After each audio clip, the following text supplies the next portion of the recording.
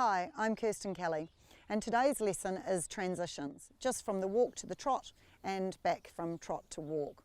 So the biggest thing I want you to think about when you're riding your transitions is that we are using those transitions to improve the quality of the way the horse goes. So there's no point in saying I ride 20 transitions a day, but they're all rubbish. That's absolutely not going to help improve the quality of the way the horse goes. So what I want you to visualize, so this is the horse's back. His tail, and this is his wither, and you've got a rubber band which runs from his tail to his wither. Okay, then attached to that rubber band is another one which is attached to his ears. Now when his neck stays forward, what it does is it pulls the back up, and you have a horse that looks like a rainbow, so his back is soft and elastic. Every time we do a downward transition or an upward transition, we're trying to get the horse to pull his back up and propel himself forward with his neck in front of you. Now, if you can achieve that in every transition, the horse becomes so much more elastic and engaged and is a pleasure to ride. So I'm going to teach you how to ride those transitions, always making the improvement. Now, when you ride these transitions, think that every time you ride a transition, you're actually improving the quality of the way he goes.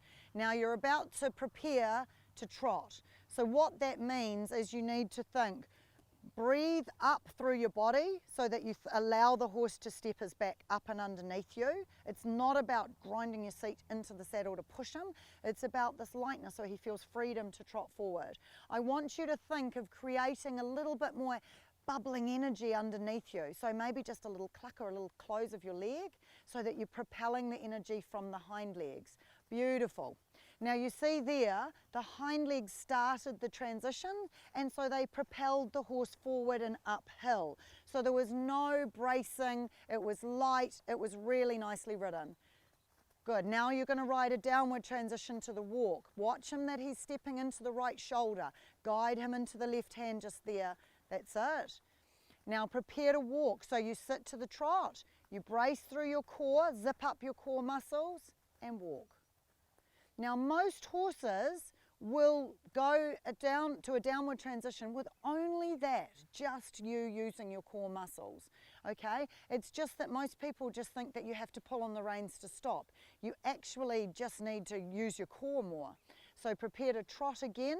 So again, it's the preparation rather than the asking.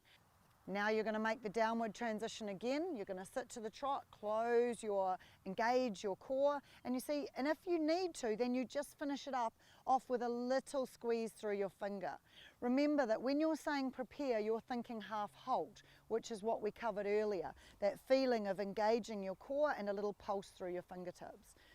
So now we're going to start doing some downward transitions, and we're going to show you some troubleshooting tips.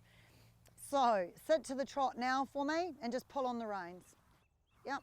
Some people do that because they hate sitting to the trot. So they quickly just pull on the reins to get it done.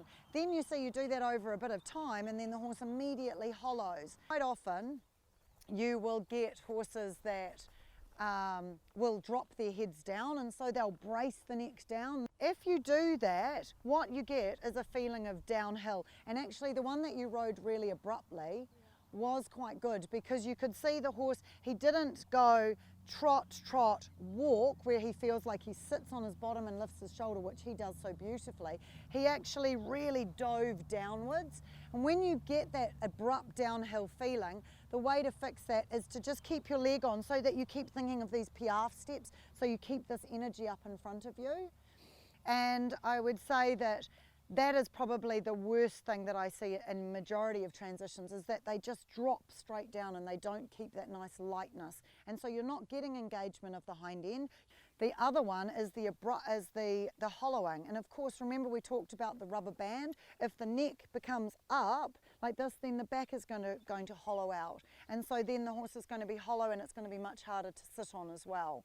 So keeping that neck in front of you keeps the softness. So if the horse comes hollow, you need to check to make sure that you're sitting to the trot smoothly and softly, and then maybe put a little subtle flexion into it so you soften his neck and encourage him to keep the hind end bubbling up underneath you. Don't forget to subscribe to my YouTube channel, Kirstin Kelly Equestrian, and if you're enjoying this content, you could become a patron, and then you get to contribute to making these great videos, and you get great rewards.